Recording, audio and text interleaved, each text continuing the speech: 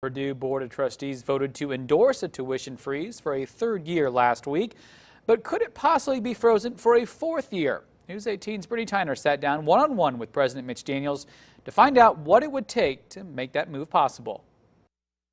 For me, it's a big lifesaver for sure. When Sarah Langsonkamp heard the news about the efforts to freeze tuition at Purdue University for a third year, she felt a sense of relief. A pharmacy school is about an extra $10,000 a year, so me personally, I'm definitely excited that there's another freeze coming up.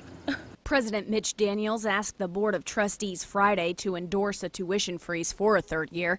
He says he's confident the funds are in place to make it possible. It continues to be, I think, a right thing to do and a useful thing to do because it encourages everybody to look for improvements and changes that they might otherwise not find.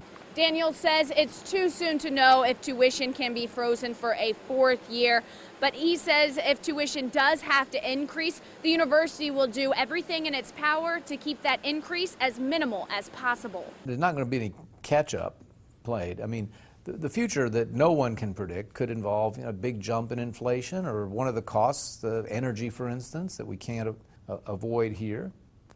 To the full extent that Purdue can control the future cost of tuition, we are going to do that. Another recent move aimed at students includes merging undergraduate academic affairs, student affairs, and dining and housing services into one organization. We think it'll allow a much better focus on student success, not have left hands and right hands doing different things, maybe even conflicting things. Whatever the move, Langsonkamp says students are grateful. It's a huge burden that's lifted. It means that they can have a little bit more fun to go out and do the social side of things, which is just as important for college. Reporting in West Lafayette, Brittany Tyner, News 18.